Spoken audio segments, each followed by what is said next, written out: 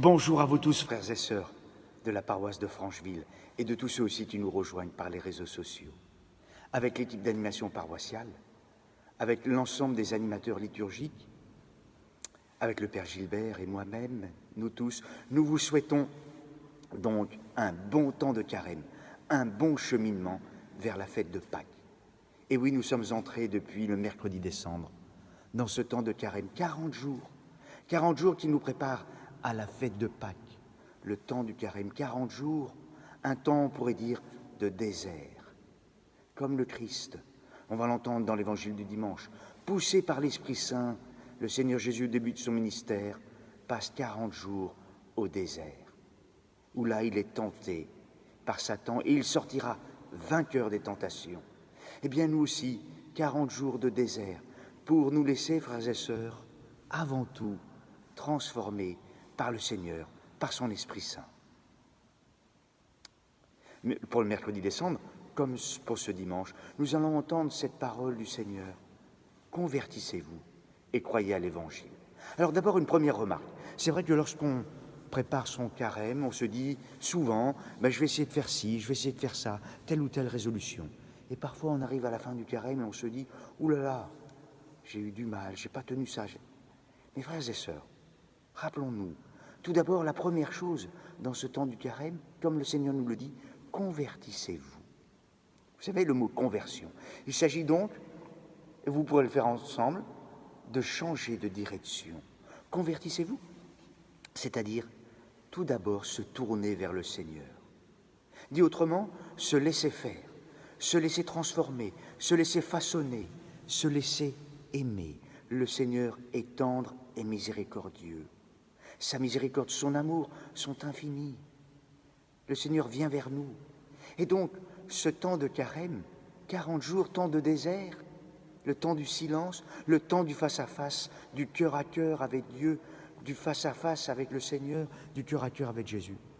Eh bien, ce temps de carême, tout d'abord, c'est renouveler notre rencontre avec le Seigneur, se laisser faire, se laisser façonner, se laisser transformer par le Seigneur, par son amour infini, lui qui a donné sa vie pour nous.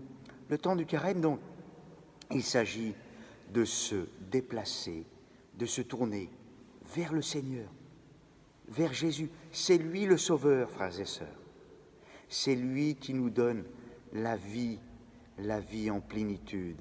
Et ce mot sauveur, ce mot de vie en plénitude, Jésus qui est la vie en plénitude, en ces temps bien particuliers que nous vivons, ils prennent un relief donc et un sens, une profondeur. C'est lui le Seigneur, le Sauveur, qui a donné sa vie pour nous et qui vient nous rencontrer. Donc se convertir, se tourner, se déplacer vers le Seigneur Jésus. Comme on l'a entendu pour le mercredi décembre, revenez à moi de tout votre cœur. Ou comme saint Paul, nous vous le demandons, au nom du Christ, laissez-vous réconcilier avec Dieu. Donc voilà ces trois verbes, se convertir, revenir vers Jésus, se réconcilier avec lui. Oui, le voici le moment favorable, le voici le jour du salut. Alors frères et sœurs, nous les connaissons les trois pistes. Je l'ai dit, le temps du carême, un temps de désert, un temps de face à face avec le Seigneur, un temps de cœur à cœur avec Jésus. Donc, frères et sœurs, la prière. Mettons donc la prière au cœur de notre carême, frères et sœurs. La prière, regardez, il faut l'ajuster, regardez la caler. Un temps de prière le matin, un temps de prière le soir, un temps de silence chaque matin, un temps de cœur à cœur. Et puis, bien sûr, essayons chaque jour de lire l'Évangile, la parole de Dieu, cette parole de vie à méditer chaque jour. Et puis des petites paroles à dire dans la journée. Pitié Seigneur, car nous avons péché. Ou mon Jésus miséricorde. Ou Jésus fils de Dieu sauveur, aie pitié de moi. Voilà, nous de voir aussi dans notre journée comment prier. Et le soir, avec la prière d'alliance, nous savons relire notre journée et terminer par ces trois petits mots. Merci, en complétant pour, pardon Seigneur, et Seigneur, je te confie Je te confie les autres, car, frères et sœurs, notre temps de carême, il est personnel et communautaire. C'est ensemble que nous cheminons vers Pâques, ensemble que nous vivons cette conversion intérieure, ensemble que nous mettons nos pas dans le Christ Jésus, ensemble pour nous préparer à la fête de Pâques, ensemble pour renouveler la grâce de notre baptême et donc de prier pour les catéchumènes. La deuxième prise, frères et sœurs, c'est le jeûne. Le jeûne, c'est-à-dire, oui, frères et sœurs, libérer un espace en soi, nous désencombrer, bien sûr, de toutes les dimensions alimentaires, mais de tout ce qui est matériel, téléphone, réseaux sociaux, télévision,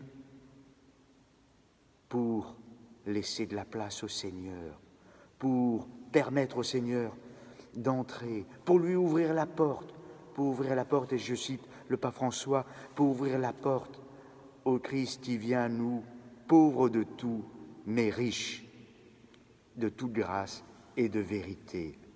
Ouvrir la porte au Seigneur Jésus. Le jeûne et enfin, frères et sœurs, le partage. Le partage cette année qui prend un sens bien particulier avec tous ceux qui sont touchés par la crise. Faire preuve de solidarité, bien sûr, et prendre soin des uns et des autres. Prendre soin de tous ceux qui vivent des conditions de souffrance, de solitude ou d'angoisse, connaissant, oui, bien sûr, tous ceux touchés par le coronavirus. Frères et sœurs, bon chemin vers Pâques. Ensemble, portons-nous dans la prière et laissons-nous transformer par le Christ le Sauveur. Amen.